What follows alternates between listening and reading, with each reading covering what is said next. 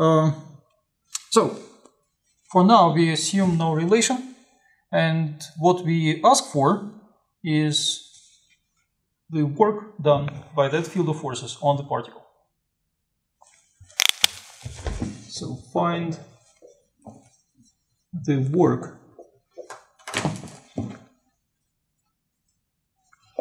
done by that field of forces on the particle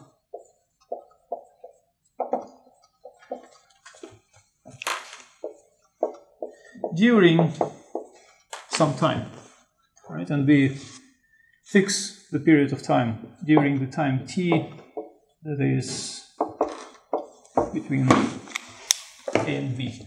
So a is beginning time, b is ending time. So this point is going to be f of a.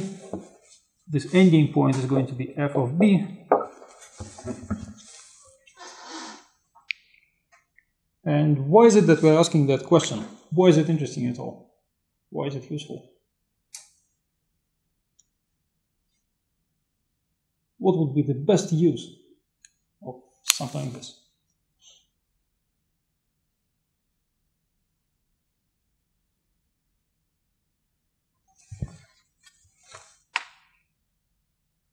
Why would anybody want to compute the work done by a field of forces? You found the work done by the field of forces. It gives you an idea about its kinetic and potential energy. And then you can... It gives you an idea of what happens to the particle at the end, right? How its velocity is going to change, probably. Right? Although the velocity now is predetermined. So that force is not changing. Well, the velocity is known already. Right? And that has no relation to the force. But the real question is,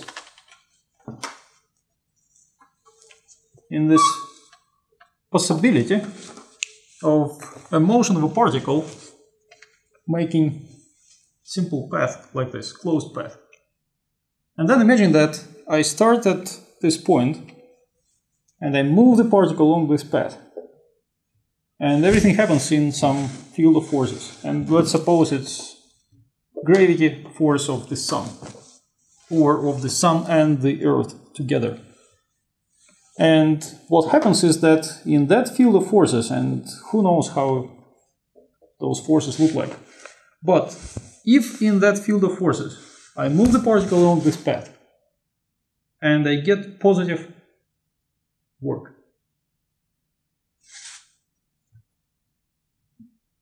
how good is that?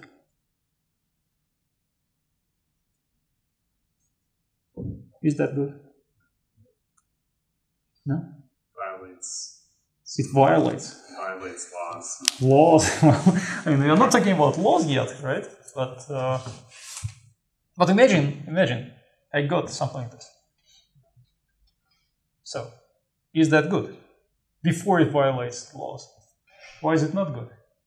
Does it mean that it will change its trajectory this time? Well, I will build train tracks and I will make a train go along this path. Nothing will ever change the trajectory of the train. Speed will change? Speed will change, yes. Speed will... But next time it goes through it, speed will be either like high or low. It will be higher probably, right? Because the work is positive, so basically that field of forces will push the train overall, right? So sometimes it may slow it down, but sometimes it will accelerate the train, and overall, over the whole path, it will push it. The train will go faster. And next time it goes, it will be even faster and faster. Faster and faster and faster. And what's bad about that? Eventually it will fall over. Well, The train. Well, you see, the good thing is that I can put something like a little obstacle here, so that the train, every time it passes by, it pushes that thing. And as it pushes, something, I don't know, I put a wheel here, like this. Every time the train passes, it pushes this leg of the wheel rotates. At the same time, the train slows down to the original velocity, and as it makes another path, another loop, it's fast again, it pushes the wheel again, and again, and again. And the whole system will never stop, right? And they will have this wheel turning and pushed forever. Isn't that good? No? You don't like it? Yeah, I understand, but it still doesn't seem to be quite right. Well, being good and being right is a little bit different things, right? So theoretically, it's the beautiful thing, right? It's the perpetual motion machine. So that's what everybody was looking for centuries.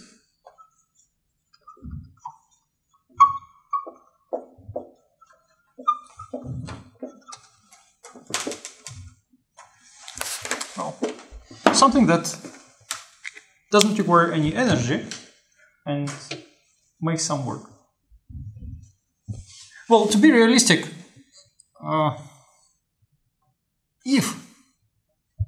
if I can make this work at the expense of some gravity energy taken from distant star, well, it will work for a couple of millions of years for sure, and I don't really care if that star is losing that much of energy.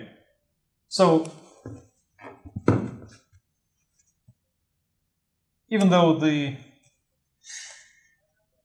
conservation of energy is not going to be failing in this case, that invention will be a great thing, right? I will be taking energy from that star through this gravity.